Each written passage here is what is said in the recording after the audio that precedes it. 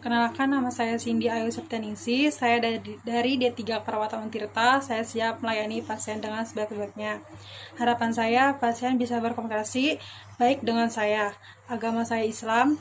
Jika pasien saya lebih tua daripada saya panggil ibu atau bapak. Jika pasien saya lebih muda daripada saya panggil adik. Kekuatan saya sudah belajar berkomunikasi dan saya yakin saya bisa berkomunikasi dengan baik. Kelemahan saya masih gugup bertemu dengan orang-orang yang baru. Jika pasien saya susah berkomunikasi dengan saya, maka saya perlu bantuan kepada perawat senior. Pasien saya saat ini gugup karena ini pertama kali saya praktek komunikasi. Saya berdoa dalam hati dan baca basmalah terlebih dahulu agar perasaan saya sedikit tenang untuk menghadapi pasien. Saya akan berusaha memecahkan dan mengatasi masalah pasien. Saya sebelumnya menyiapkan catatan tujuannya untuk mencatat hasil. Saya akan bertemu dengan pasien pada hari Rabu tanggal 8 April 2020 di ruangan Cempaka pada pukul jam 8 pagi selama 10 menit. Saat berbicara dengan pasien, saya akan memposisikan pasien untuk duduk di tempat dengan membelakangi pintu dan jendela agar pasien dapat fokus berkomunikasi dengan saya. Dengan tempat duduk dan lutut berjarak 45 cm, bahu dengan bahu 120 cm, dan karena jaraknya adalah jarak. Selamat pagi, Bu. Bagaimana kabarnya hari ini, Bu? Alhamdulillah baik. Ibu, perkenalkan, nama saya perawat Cindy Ayu Septianingsih. Saya dari D3 Perawatan Untirta. Betul dengan Ibu Asri? Iya. Ibu Asri ya. Bisa dipanggil apa? Ibu Astri.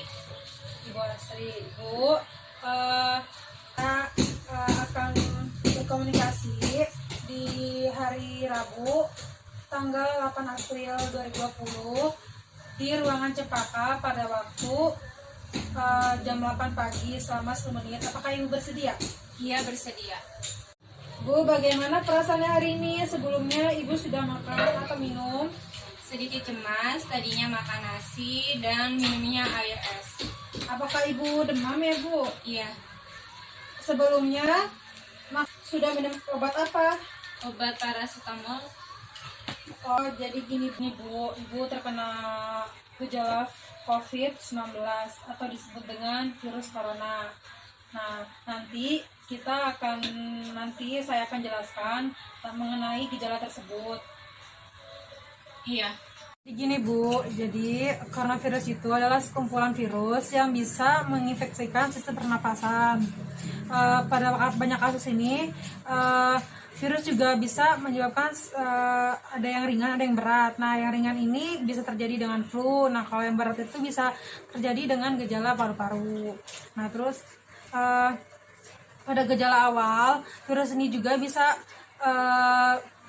macam-macam ya Bu ya, seperti kayak flu, demam, sakit kepala, terus batuk kering, terus pilek. Nah, terus namun secara umum ada 3 gejala Bu yang seorang ini terkena infeksi virus corona tersebut.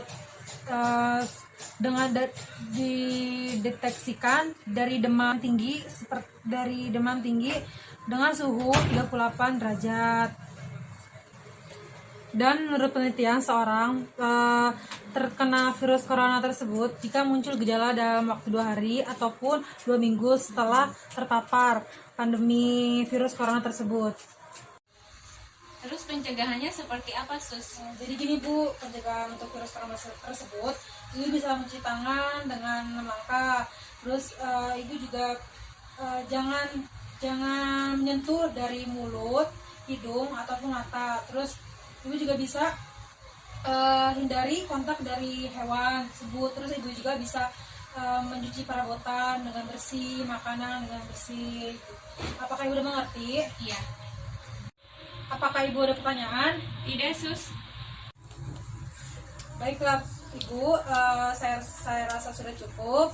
Dengan perjanjian waktu kan 10 menit, ini sudah lewatnya 10 menit. Ibu juga tidak ada pertanyaan. Mungkin nanti minggu depan akan bertemu dengan waktu ya Bu ya. Terima kasih atas kerjasamanya ya Bu. Iya, sama-sama, Sus. Ya, saya permisi dulu ya Bu. Selamat pagi.